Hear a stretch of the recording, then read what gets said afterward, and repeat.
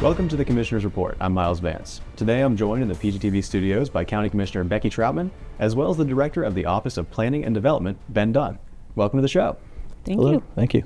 Well, Mr. Dunn, this is your first time in the PGTV studio, so if I could have you just sort of introduce yourself to our audience and as well tell us, what does the Office of Planning and Development actually do? Yeah, so my name is Benjamin Dunn, and I'm the Director of the Office of Planning and Development.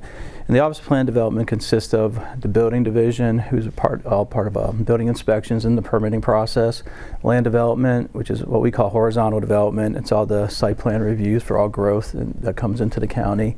Then we also have Code Enforcement, that's been newly added division, and Code Enforcement's out there to look for violations that may be occurring on people's properties and assist them into coming into compliance. And then also the Transportation Planning Organization, which is our regional countywide transportation organization, which looks at regional roadways and projects that need to be constructed down all the way out to 30 years in the future within Polk County.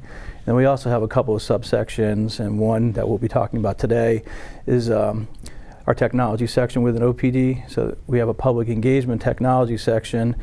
So two parts. One part is more about assisting customers in general planning questions, and then the other part is the technology part, which implements the technology department-wide that we have, that we're using for the citizens. Yeah, what a broad range of things that you guys do, and I mean a lot of really valuable work that goes into planning both on the small scale for people's individual properties and then on the large scale we talk about TPO and these 25-year plans.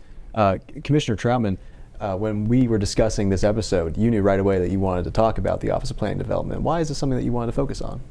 Well, first and foremost, in full transparency, I get calls. And most of the time, if a call comes into our office, it's people offering suggestions on how to do things differently. So nicely put, they're not happy.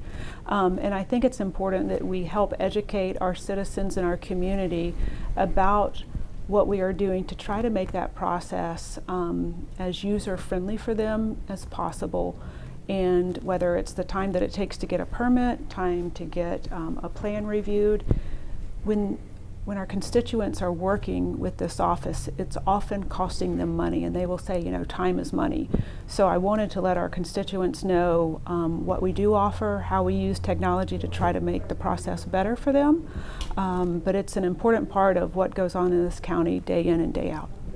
Absolutely. Mr. Dunn, let's talk about some of those technologies that we've recently implemented to make people's lives easier. Yep. There's a wide variety, and it's not just, in some areas, it's a really broad spectrum. Can you talk about that new technology? Yeah, and to start with, the primary focus is on service delivery. Yeah. There's a function of this department that needs to operate as like a business and to make sure we provide the services necessary in a time-efficient manner. And some of the things that we've done over the course of the last 5 years is we've made strategic investments downstairs in building and with land development. And one of the core investments is electronic permitting system. We have taken our permitting system, which we call Excella, that is the system everyone uploads everything into, but we've also integrated a software called DigiPlan, and that allows people to review plans electronically, submit electronically, so it reduces the need for hard copy submittals, and no one has to come into the office. They can do everything remotely, so that saves time for the customer, and so they don't have to come back and forth. All the comments and reviews of that electronic system is all done through the system, so they receive the comments back. So that's really helped make us be more efficient, and our electronic submittals over the last 5 years have grown dramatically. You can come in and get a permit in one day for residential, which not too many other people do that, but that has really changed course with this technology. I would probably say 80% of our permits are electronic now. Wow. So that's really been good for the customers. A few other things we've done, virtual inspections. So we use a company called ViewSpecs. So now, the size of this county, we're the size of a state. So when we have building inspectors to have to drive all over, that's time consuming. So what we have now is 2 people in office, and we have the software where people can do picture and video uploads or live video feed, and they can look at inspections real time or look at the pictures, and they can approve them that way. So if you're doing a roof, you can replace a roof in a day. So they take pictures or videos, they upload it, put them into the system, then we can go back and look at them and sign off on it, and it allows them to be a constant flow of not to interrupt their business, but also for us to be able to ensure that's done correctly. And then we also do an enhanced permitting time auto issue permits. So we have probably 15 to 20 permits that someone could sit in their office, input everything into the system, and it's automatically issued without ever having to come into the office. And it frees up staff time because staff does not have to review those because it's already embedded in the background in the system and in the scripts that we write for that. And then to go even farther, we use a company called Selectron for a couple of things. There's an internal process, but I'll touch more on the external process. So we have one where it's called SelectText. So they can actually schedule building inspections by text message. They can cancel them by text message, and they will also receive the results by text message. And then I'm proud of this one because we had the idea of, we really wanted to find a way. You ever wait for an appointment at your house and you're waiting all day long? Yeah. Well, in this situation, we wanted to find a way to close that gap. So we have an inspection tracker portal where you can go in and log in and see if you're going to be an AM or PM. So now you've at least narrowed it down. But then we had this customized for us specifically. The company built an up next button. So when the building inspector is out on the site and he's done with inspection, he clicks the up next and then notifies the person whose inspection's coming up. So now they know they got about 15 or 20 minutes to get home for that following up inspection. So that really helps the customer so they don't have to wait around all day. And then it helps, if it's a contractor, they know when they got to go, so they don't have to wait and not have to be able to do business. They know they can do business, now I got to go and get there. So I think that those are some really good examples of things that we've tried to implement to be customer service oriented and to provide the best quality service that we can here in the county. Yeah, absolutely. And in a county that's growing and at the rate that ours is, you know, being able to respond in a timely manner and being able to turn these permits around in a day like we were talking about is something that's really valuable for residents and for builders alike. There's also the Develop Polk platform. Let's talk a little bit about that. Yep, the Develop Polk platform is a good interactive tool where someone can go in and pull up a property, and they can do general questions, or you can go into a little more deeper detail. So they can go in and pull in that property parcel number and see if they have a use that's allowed or not. So say, for example, they find a piece of property, they want to know if they can do a warehouse use. They can type in warehouse, see if and it'll let you know if it's permitted or not permitted. Or if we have things called conditional uses, it'll even let you know if it falls into that category.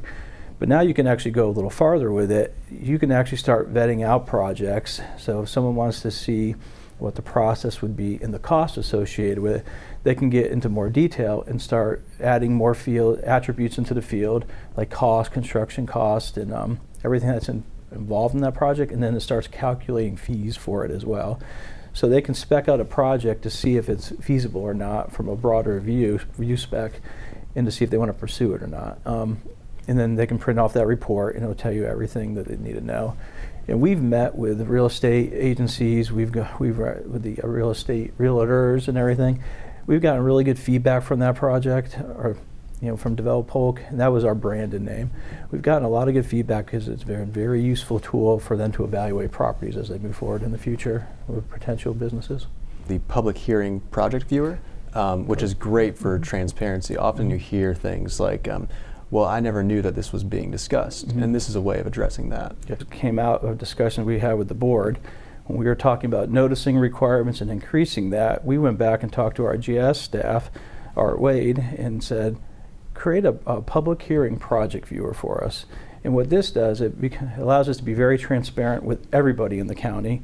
In this tool, basically it's a GIS portal. You go in, you see the cases based on the case number that you see on the signs, and you can go in and look at the brief description of the case, and then you can click on the link and it gives you a one-page overview. And then there's contact information as well, which you know where to contact for any further information. That was a great tool, and it's actually, we've seen the usage increase. We have a Spanish version and English version, and both of them are increasing and getting more usage. And once we get the QR codes on our signs, I think you'll even see a higher usage.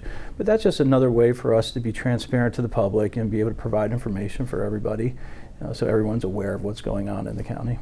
Commissioner Troutman, this is a theme that we see pretty often here in the county of investing in technology for a division, and then that technology being used for the benefit of our residents. We've seen it with a new radio system recently.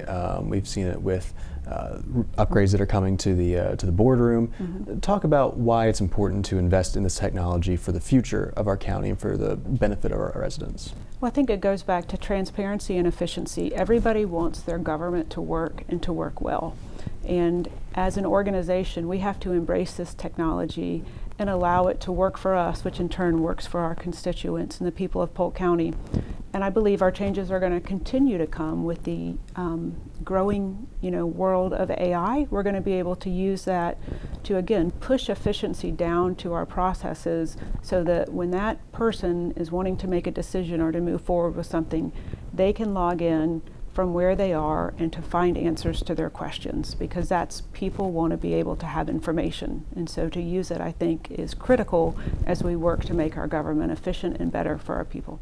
And how does the Office of Planning and Development factor into the board's plans for growth when we think about the next 5, 10, 15 years, when we think about where we want this county to be, what the shape of this county is going to look like? How does that office factor into your decision making?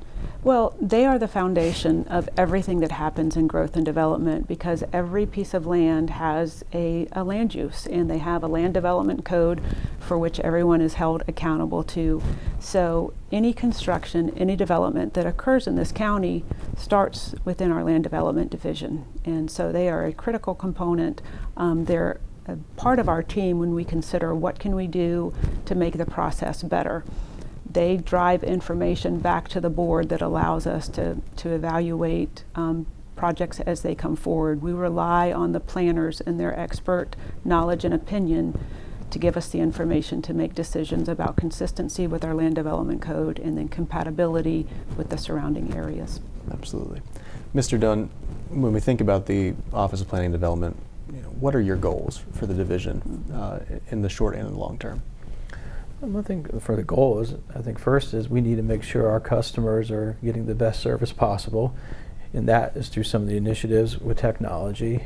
And it's Commissioner Troutman brought up AI. AI is a component that we're actually currently evaluating with one of our vendors we already have to help assist even further, like with plan reviews, so we can get more efficient there. But for me, it's making sure we can provide the technology so we can help the citizens the best we can, but also to have this county grow in a manner in which has been provided by feedback from the citizens and our board, and grow in a responsible and good manner, down the road in the future. Absolutely. Well, Mr. Dunn, thank you so much for coming on the show today. Commissioner Troutman, thank you. It's been a pleasure to have you both in the studio. Appreciate it. Absolutely. And I'd like to thank you for joining us. If you want to learn more about the Office of Planning and Development, how to get a permit, or how to get something built, you can go to polkfl.gov.